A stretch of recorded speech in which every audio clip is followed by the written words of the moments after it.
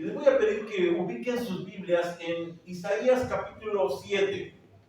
Isaías capítulo 7, versículos 10 al 16. Este tema un poco complicado de compartir porque tenemos mucha información que reducir y que compartir de forma adecuada. Es el nombre de Emmanuel, un nombre importante porque ya empieza a clarificar hacia dónde va la historia de redención. No tenía que ver con Abraham, ni con David, ni con Samuel, ni mucho menos con Isaías, sino tiene que ver con Jesucristo, con el Mesías, que es llamado Dios con nosotros. Dice en Isaías capítulo 7, versículos 10 al 16. Más tarde, el Señor le envió al rey Acaz el siguiente mensaje. Acaz, pídele al Señor tu Dios una señal de confirmación. Hazla tan difícil como quieras, tan alta como los cielos o tan profunda como el lugar de los muertos. Pero el rey se negó. No, dijo el rey, no pondré a prueba al Señor así. Entonces Isaías le dijo, escuchen bien, ustedes de la familia real de David, ¿acaso no les basta con agotar la paciencia humana? ¿También tienen que agotar la paciencia de mi Dios? Muy bien, el Señor mismo les dará la señal. Miren, la Virgen concebirá un niño, dará a luz un hijo y lo llamarán Emmanuel, que significa Dios está con nosotros. Cuando este hijo tenga edad suficiente para escoger lo correcto y rechazar lo malo, estará comiendo yogur y miel. Pues antes de que el niño tenga esa edad, las tierras de los dos reyes que tanto temes quedarán desiertas. Hay un artículo que publicaron en el Comentario Bíblico Mundo Hispano y que hace algún tiempo yo pude redactar para compartirlo en una ocasión como esta. Dice así este artículo. ¿Se ha preocupado alguna vez por conocer cuál es el significado de su nombre? ¿Puede notar alguna diferencia con los nombres? En una revista se publicó lo siguiente. Un psicólogo estudió los nombres de 15 delincuentes juveniles y descubrió que los que tenían nombres raros o confusos caían en problemas 4 veces más que los otros. Eso nos prueba que los nombres hacen la diferencia. Mire, qué dato tan interesante. Y sigue diciendo. La Biblia nos da muchos nombres, pero junto con ellos nos da sus significados. Por ejemplo, Adán significa tierra, Abraham, padre de multitudes, Isaac, risa, Daniel, Dios es mi juez, Isaías, Jehová es salvación, y Emmanuel, Dios con nosotros. El hijo de Isaías se llamó Sead Yasub, que significa un remanente volverá, enseñando que a pesar de la crisis existente en el tiempo del rey de Judá, Acaz, había esperanza para el pueblo de Dios. Hasta aquí el artículo. Y es que hablando acerca de los nombres, en este día vamos a ver la implicación que nos enseña todo aquello de la profundidad del lenguaje en que fueron escritos. Y se nombra entonces el nombre de Emmanuel, y ya dijimos que significa Dios con nosotros. Ahora necesito antecedentes que nos hablen acerca de lo que está sucediendo en el pasaje de Isaías capítulo 7. Y me voy a referir al segundo libro de Reyes, capítulo 16, versículos 1 al 9. Ponga atención, este es el antecedente histórico. Acaz, hijo de Jotam, comenzó a gobernar Judá durante el año 17 del reinado de Peca en Israel. Acaz tenía 20 años cuando subió al trono y reinó en Jerusalén 16 años. Él no hizo lo que era agradable a los ojos del Señor su Dios, como si lo habían hecho su antepasado David. En cambio, siguió el ejemplo de los reyes de Israel, hasta sacrificó a su propio hijo en el fuego. De esta manera siguió las prácticas detestables de las naciones paganas que el Señor había expulsado de la tierra del paso de los israelitas. Ofreció sacrificios y quemó incienso en los santuarios paganos, en las colinas y debajo de todo árbol frondoso. Entonces el rey Resín de Aram y el rey Peca de Israel subieron hacia Jerusalén para atacarla. Sitiaron a Acaz, pero no pudieron vencerlo. En esos días el rey de Edom recuperó la ciudad de Elat para Edom. Expulsó a la gente de Judá y mandó a edomitas a habitar el lugar, y aquí viven hasta el día de hoy. Versículo 7. El rey Acaz envió mensajeros a Tiglat-Pileser, rey de Asiria, con este mensaje: yo soy tu siervo y tu vasallo. Sube a rescatarme de los ejércitos de Aram e Israel que me atacan. Después Acaz tomó la plata y el oro del templo del Señor y del tesoro del palacio y envió todo como pago al rey de Asiria. Entonces el rey de Asiria atacó Damasco, la capital aramea, se llevó cautivos a sus habitantes y los estableció en Gil, y también mató al rey Rezín. Este es el antecedente contextual que nos presenta la palabra de Dios con respecto a Isaías 7. Ahora vamos a ubicar un poquito la historia. Ya para este entonces, él es el 12º de los reyes de Israel. En los tiempos de Roboam, el hijo de Salomón, se había roto el pueblo de Israel en dos partes. Para esto será bueno el mapa. Y entonces vemos cómo allí están divididos los dos reinos. El reino del sur, en ese tono de marrón, que es Judá, y el reino del norte, que es Israel, en el tono azul. Y aquí entonces se genera la historia. Para este entonces está dividido el reino, pero surge una amenaza terrible y poderosa. Casi hasta la parte de arriba dice reino de Asiria. Y allí encontramos cómo este reino, este imperio que estaba creciendo, amenaza a todos los pequeños reinos que existen. Y entonces el reino del sur, el reino de Israel, el reino del norte, se alía con Siria. Un reino un poquito más al norte. Hay que diferenciar Siria con Asiria. Son dos reinos distintos. Estos dos reinos, el reino de Israel y el reino de Siria, piensan que aliados pueden derrotar a Siria. Sin embargo, Acaz se cree más inteligente y dice, no, en lugar de aliarme con ellos, me voy a aliar con el grande, con Asiria, con el enemigo. Allí se desarrolla toda la historia. La historia viene entonces por consecuencia del enojo de Israel y Siria, que le habían exigido a Judá que se aliara con ellos para enfrentar al reino de Asiria, pero Acaz se negó y se unió al rey de Asiria. Aquí vamos a hablar un poquito acerca de nuestras decisiones. Cuando tomamos decisiones medias temerarias y nos aliamos con quien no tenemos que aliarnos, nos reunimos con quien no tenemos que reunirnos. Isaías en ese momento es enviado para ofrecer una señal de alarma y otra señal de esperanza.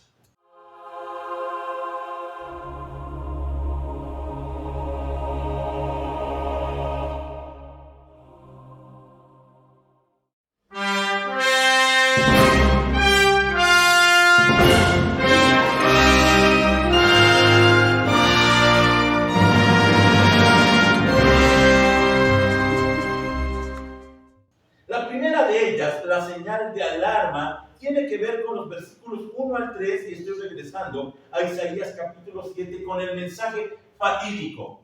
El resultado de haberse negado a unirse con Israel y con Siria viene enseguida. Dice aquí, cuando Acaz, hijo de Jotam y nieto de Uzías, era rey de Judá, Rezín, rey de Aram, y Peca, hijo de Remalías, rey de Israel, salieron para atacar a Jerusalén. Sin embargo, no pudieron llevar a cabo su plan. A la corte real de Judá había llegado la siguiente noticia: Aram se ha aliado con Israel en contra de nosotros. Por eso el corazón del rey y de su pueblo temblaron de miedo, como tiemblan los árboles en medio de una tormenta. Entonces el Señor dijo a Isaías: toma a tu hijo Sear-Yashub y ve al encuentro del rey Acaz. Lo encontrarás al final del acueducto que conduce el agua al estanque superior, cerca del camino que lleva al campo donde se lavan las telas. Allí surge entonces la figura de Isaías. Ahora, antes de ir con el mensaje, déjenme aclararle que Isaías no fue enviado para que Judá se arrepintiera. Ojo con eso. Israel, el reino del norte, y Judá, el reino del sur, habían tomado determinaciones muy malas y Dios les había vuelto la espalda. Así que Dios está a punto de enjuiciarlos. Cuando Dios llama a Isaías, surge en ese momento el asunto de que es enviado con una orden: predícales, pero no se van a arrepentir. Es un asunto muy duro lo que tiene que hacer Isaías. Y dice en el capítulo 6, versículos 9 y 10. Y él me dijo: bien ve y dile a este pueblo, escuchen con atención pero no entiendan, miren bien pero no aprendan nada, endurece el corazón de este pueblo, tápale los oídos y ciérrale los ojos. De esta forma no verán con sus ojos, ni oirán con sus oídos, ni comprenderán con su corazón, para que no se vuelvan a mí en busca de sanidad. Isaías es enviado para que en ese momento el pueblo, en lugar de cambiar, sea enjuiciado. Qué duro trabajo, qué situación tan complicada a veces los predicadores tenemos que enfrentar. Los predicadores en ocasiones sucede que somos enviados a iglesias, a pueblos, a vidas, no para que cambien, sino porque tienen que escuchar el juicio de Dios. Dios me impida llegar con ustedes con algún mensaje de estos, pero este es el mensaje fatídico de Isaías para el pueblo de Judá. Y allí en ese momento fue enviado para predecir que la alianza de los dos pueblos del norte, de Israel y de Siria, iba a fracasar. ¿Cómo iba a fracasar? Siria iba a traicionar a Israel y lo destruiría. Un asunto terrible. Un asunto en donde los dos serían destruidos por la ambición de esa alianza indebida. Recordemos para esto que el pueblo de Israel se le dio la orden específica de no harás alianza con ninguno de los pueblos. Allí está desobedeciendo el reino del norte de Israel que se une con Siria. Y con lo que sucediera con Israel en ese momento, le avisaría a Judá lo que le pasaría si se aliaba con Asiria. Acuérdense del otro gran imperio. Aquí el dicho mexicano, cuando veas las barbas de tu vecino cortar, pon las tuyas a remojar, estaba avisando de que esa alianza oprobiosa iba a ser su perdición. Y efectivamente, así sucedió al final de la historia. Isaías interviene en medio de la alarma. El pueblo de Israel, que está enojado con Judá, porque no se unió junto con Siria para enfrentar al gran imperio de Asiria, vienen en contra de Acaz y de Judá para declararles la guerra. Y entonces Isaías se presenta no solo, se presenta con su hijo que se llama Yasub. El nombre muy raro significa un remanente volverá. Más adelante vamos a ver el significado maravilloso de este nombre. Y este personaje, ese jovencito, es la señal viviente de juicio y salvación contra Judá. Es decir, mientras él viva, Judá tendrá esperanza. Interesante lo que tendría que suceder con la vida de Yasub.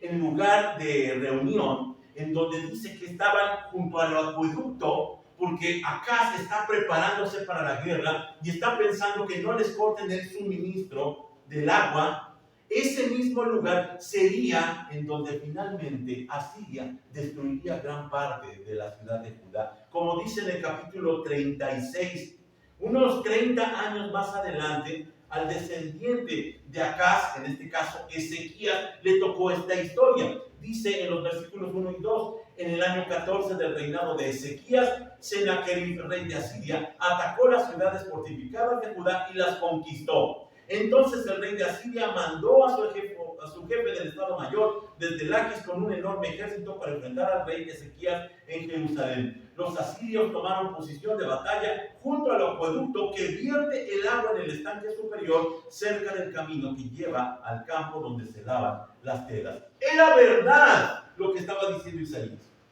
Su profecía tenía que ver con lo que más adelante su hijo Ezequías tendría que padecer. Todo por tomar la decisión equivocada. Acaz se equivoca al aliarse con Asiria y finalmente Asiria, como sucedió con Siria e Israel, sería la perdición del mismo pueblo. Isaías está allí delante de ellos, pero también lleva un mensaje salvífico. Mire lo que dice el versículo 4, estoy regresando a Isaías capítulo 7. Dile que deje de preocuparse, que no hay por qué temer a la ira feroz de sus dos tizones apagados, que son Rezín, rey de Aram, y Peca, hijo de Remalías.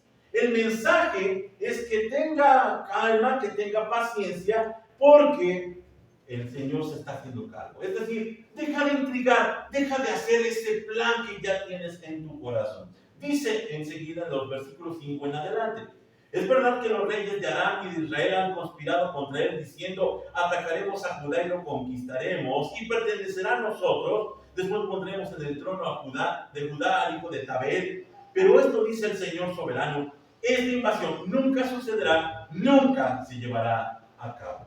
Y efectivamente no sucedió lo que temía el pueblo de Judá. Acaz se quedaría tranquilo. Ahora, el llamado era completamente razonable.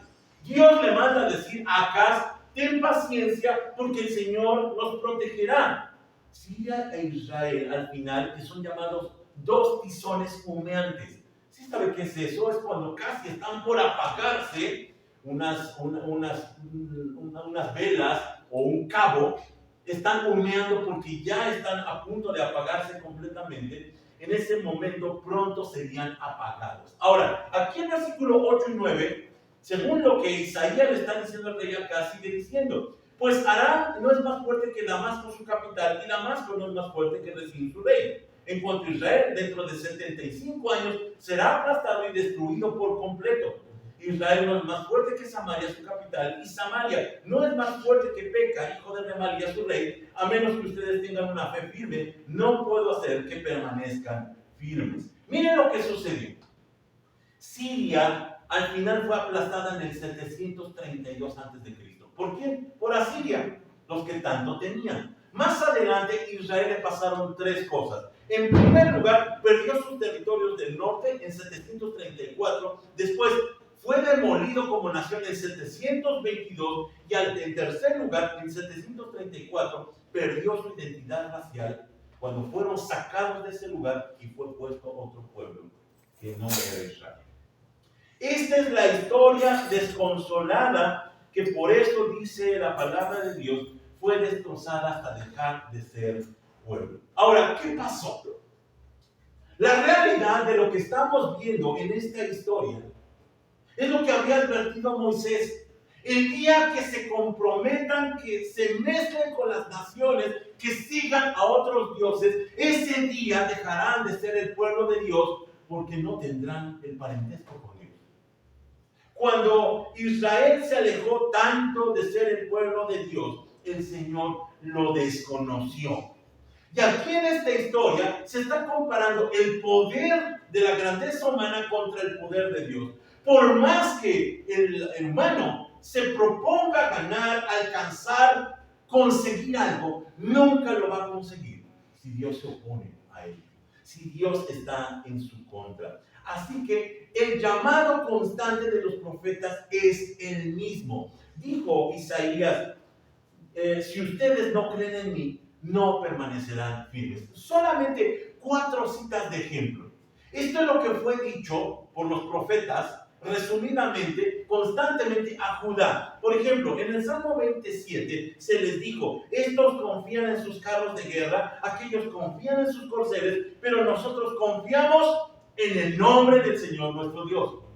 No sigan con esas alianzas. Otro pasaje, Isaías 30:15. En el arrepentimiento y la calma está su salvación, en la serenidad y la confianza está su fuerza.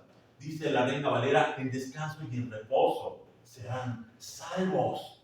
No se comprometan con nadie más. Otro pasaje, Jeremías 17:5, dice: maldito el hombre que confía en el hombre, maldito el que se apoya en su propia fuerza y aparta su corazón del Señor. Va subiendo el tono de la exigencia para terminar diciendo el contraste de Jeremías 17:7. Bendito el hombre que confía en el Señor y pone su confianza en él. Miren lo que pasó con Israel. Fueron destruidos por confiar torpemente en Siria. Siria fue destruida, Israel fue destruida, Judá será destruida si persisten en confiar en esas alianzas. Aquí, aplicando hacia nosotros en una teología práctica, nos preguntamos: ¿en qué está confiando? ¿En qué se está aliando? ¿En su trabajo? ¿En su familia? ¿En sus hijos? El día de mañana todo puede venirse abajo si no hacemos la alianza correcta. Malditos seremos si confiamos en nosotros mismos, pero benditos si ponemos la confianza en Dios. Ese es el llamado de Isaías. Acá no lo va a escuchar, ni el pueblo lo va a escuchar, pero es el llamado para nosotros ahora en el nuevo pacto. En segundo lugar viene la señal de la esperanza, porque el llamado es muy grande. Y dice el versículo 10 y 11 acerca del mensaje rechazado. Dice más tarde: El Señor le envió al rey Acaz el siguiente mensaje: Acaz, pídele al Señor tu Dios una señal de confirmación. Hazla tan difícil como quieras, tan alta como los cielos o tan profunda como el lugar de los muertos. Pero el rey se negó. No, dijo el rey, no pondré a prueba al Señor así. Lo que está presentándonos la palabra de Dios es que Dios invita al rey Acaz a que pida algo tan grande porque planea revelar algo muy grande. Allí en medio de esa historia fatídica, esa historia de descenso, en donde el pueblo de Israel primero es destruido y después vendrá el pueblo de Judá, se presenta al Salvador.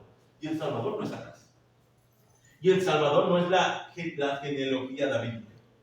El Salvador es el Mesías, es Jesucristo. Allí en medio le dice Isaías acá: pide la señal que quieras, pide el milagro que quieras, porque el Señor va a revelar algo sumamente importante. Pero Acaz, que es un mal rey, se niega a aceptar la ayuda divina y prefiere a Asiria.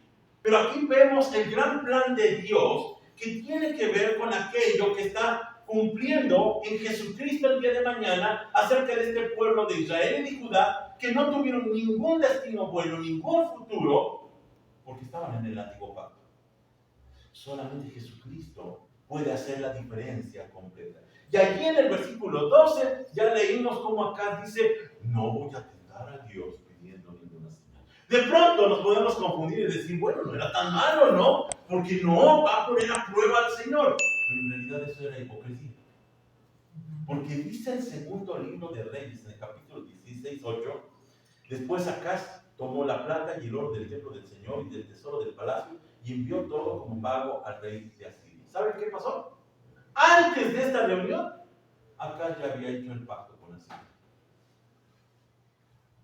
Estaba en oculto, estaba en secreto, pero Dios lo sabía. Así que la respuesta hipócrita de Acaz demuestra por qué el pueblo iba a ser destruido al final del cuentas.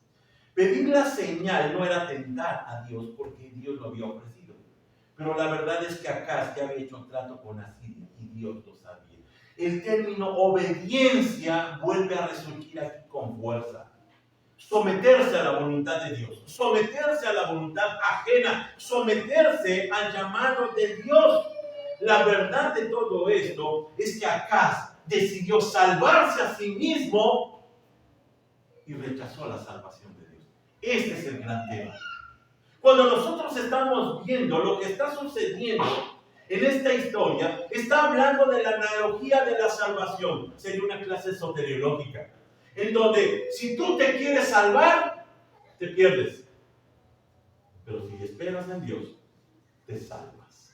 Acaz se equivoca completamente y entonces rechaza y rechaza la salvación del Señor.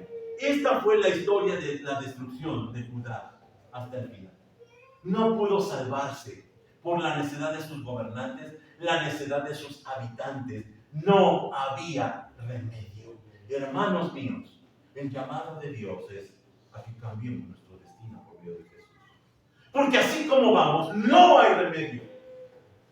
El mundo no tiene remedio y es lo que está demostrándonos la caída constante, en donde nosotros vemos que cada vez el mundo está peor y nos quejamos de los libros de texto y del gobierno. ¿Y qué esperaban? Es absolutamente normal. No hay salvación en este mundo. Si usted como padre está preocupado por sus hijos, edúquelos en su casa. Porque afuera no recibirán otra cosa. No tienen otra cosa que ofrecernos. La historia de Judá, la historia de Israel, era el símbolo de lo que tendría que pasar con respecto al cambio de planes, o más bien al verdadero plan de salvación del Señor. Aquí vemos en segundo lugar el mensaje que se cumple. Miren lo que dice, estoy regresando a Isaías 7, en los versículos 13 y 14. Entonces Isaías le dijo: escuchen bien, ustedes de la familia real de David, ¿acaso no les basta con agotar la paciencia humana? ¿También tienen que agotar la paciencia de mi Dios? Muy bien, el Señor mismo les dará la señal. Miren, la Virgen concebirá un niño, dará a luz un hijo y lo llamará Emmanuel, que significa Dios está con nosotros. Cuando ese hijo tenga edad suficiente para escoger lo correcto y rechazar lo malo, estará comiendo yogur y miel. Allí, volviéndose el profeta Isaías, ahora dejando de espaldas a Acaz y regresando hacia el pueblo, les ofrece la señal. La señal que no había aceptado en ese momento, en este caso Acaz. Y sucede que a pesar del desprecio del pueblo, se hace un anuncio. Dios salvaría un remanente. Aquí es importante el nombre de hijo de Isaías que lo está acompañando. Sear Yasub, un remanente volverá. Dentro de toda la historia del pueblo de Israel, nunca se pudo dar, a pesar de los 1000 años de reinado, nunca se pudo dar la realidad de que el pueblo se salvara. Esa fue la terrible realidad. Pero Sear Yasub, el hijo de Isaías, hablaba de un plan de Dios, el remanente. ¿Sabe cuál es el remanente en el Nuevo Testamento? La iglesia de Jesucristo. Dios rescataría a Israel y a Judá por medio del remanente, la iglesia. Y ellos no lo sabían. Ese joven que está allí está representándonos a nosotros. Está hablando de nosotros y está hablando también de que lo haría sin la ayuda de Acaz. Acaz, el 12º rey, y todos los reyes, ninguno de ellos funcionaría. Y por eso se hace el anuncio, nacerá de una virgen, no de su genealogía. Será un nacimiento milagroso, el nacimiento sobrenatural de Cristo. Mire esto, justo cuando nosotros hicimos todo lo posible por echar a perder el plan de Dios, con nosotros o a pesar de nosotros, Dios cumple sus propósitos. No se puede detener a Dios. No se le puede increpar, no se le puede obstaculizar. Dios cumple sus propósitos eternos. Y es que la garantía de la iglesia no somos nosotros, sino Dios. En estos días, dentro de las actividades que a veces uno se propone, empecé una polémica ahí con un hermano que quiero mucho y que hablaba acerca de la ortodoxia que salvará a la iglesia. Y todos los que no se adhieran a la ortodoxia, pues deben ser considerados hasta no cristianos. Y dije, no, hermano, ese pensamiento es sectario. Ese pensamiento es fascista. Se molestaron un poco, pero definitivamente no se trata de una confesión de fe ni un credo apostólico lo que salvará a la iglesia, sino solamente Jesucristo se hace cargo de su iglesia.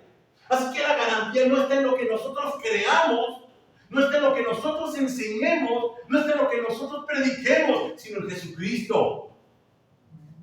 Él sigue salvando al remanente. Nosotros estamos aquí maravillados, por un tanto de adorno, porque la verdad es que más somos obstáculos que bendiciones. Sear Yasub, el Señor salvará un remanente. Ahora, el mensaje enseguida también es condenatorio, porque para Acaz que está escuchando este mensaje será un castigo esta señal, porque el Señor al final castigaría a Judá por no creer, y entonces la historia no se desenlazaría en el año 585 en el exilio, se desenlazaría en el año 70 con la destrucción del pueblo de Israel. Se cumplió. Esa generación malvada y perversa sería destruida, sería considerada enemigo de Dios.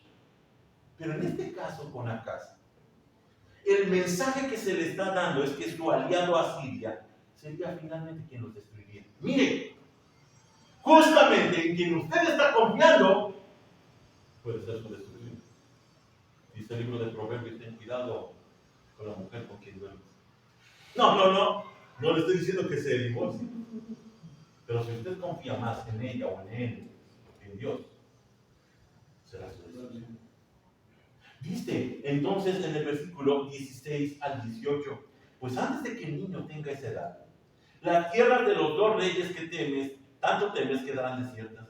Luego el Señor hará venir sobre ti, sobre tu nación y sobre tu familia hechos como nunca hubo desde que Israel se separó de Judá. Pondrá al rey de Asiria en tu contra. Justo con quien te aliaste, te terminará destruyendo. Al final te traicionará. Y esto fue tremendamente cumplido. Judá sería el campo de batalla entre Egipto y Asiria. Si quieres poner por favor el próximo mapa. Esto fue lo que pasó. Judá se quedó en medio del conflicto entre Egipto y Asiria. Fue el campo de batalla y los destruyeron. ¡Qué fatalidad! ¡Qué ironía sucedería! Dios tenía razón. Nunca debió aliarse con Asiria. Dice por eso el versículo 20: en ese día el Señor contratará a una navaja asiria, procedente del otro lado del río Éufrates, el rey de Asiria, y la usará para afeitarte por completo tu tierra, tus cosechas y tu pueblo. Todo lo que amas, todo lo que aprecias, Dios te lo quitará. Se acabaría la dignidad de Judá. Ahora, hasta aquí es el tema que tenemos que ver con respecto al rey de Acaz. Pero hay algo más. El cumplimiento del mensaje. Porque curiosamente es Mateo, el apóstol, el que en el capítulo 1, versículo 23, rescata esta profecía. Y él escribe: la Virgen concebirá y dará a luz un hijo y lo llamarán Emmanuel, que significa Dios con nosotros. Ahora, esto está muy bien con el problema del capítulo 1, versículo 21.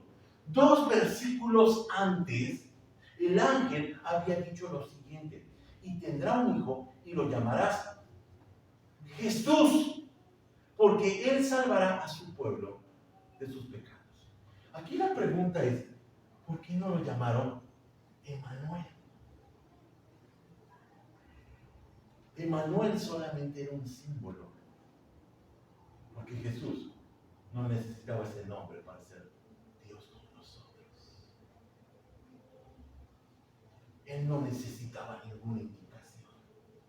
Él era el cumplimiento del Emmanuel. Dios con nosotros. Así que aquí entendemos algo. En el pasado profético, el Emmanuel de Isaías fue símbolo de liberación de Judá. Es decir, mientras pudiera vivir ese hijo, por cierto, se llama en el capítulo 8 Maher Salas Hasbaz, un nombre rarísimo que significa viene la destrucción. Ese hijo, en lo que viviera 75 años más adelante, entonces tendría oportunidad Judá. Pero en el Emmanuel de Mateo, Jesucristo fue el cumplimiento de la liberación de la humanidad, del verdadero pueblo de Dios. Y aquí es donde entonces todos los escritores del Nuevo Testamento celebran y empiezan a tomar anotaciones del cumplimiento de lo que era el Dios con nosotros. Por ejemplo, el apóstol Pablo en Colosenses capítulo 2 versículo 9 dice: pues en Cristo habita toda la plenitud de Dios en un cuerpo humano. Estaba hablando de la encarnación. Justo en el momento de crisis más tremendo de Judá, a punto de ser destruido, Dios dice: pero tengo un plan y se llama Jesucristo. Es Dios mismo encarnado entre ustedes. Tanto es tan real, es tan maravilloso ese momento, que entonces en Apocalipsis capítulo 21, versículo 3, anota el escritor: oye una fuerte voz que salía del trono y decía: miren, el hogar de Dios ahora está entre su pueblo. Él vivirá con ellos y ellos serán su pueblo. Dios mismo estará con ellos. Y esto se está cumpliendo hoy entre el remanente, Sear Chazú, hoy entre la iglesia. Dios está entre nosotros.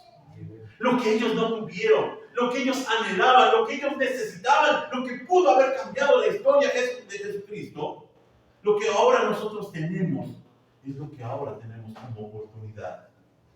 Jesucristo, Dios encarnado, habita entre su pueblo.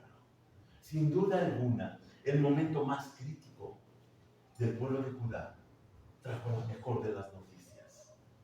El Señor llegaría y cambiaría toda la historia. Gloria a su nombre. Gloria al nombre de Jesucristo. Hay una historia del rey Jacobo V de Escocia que vivió entre 1502 y 1542, solamente vivió 30 años este hombre.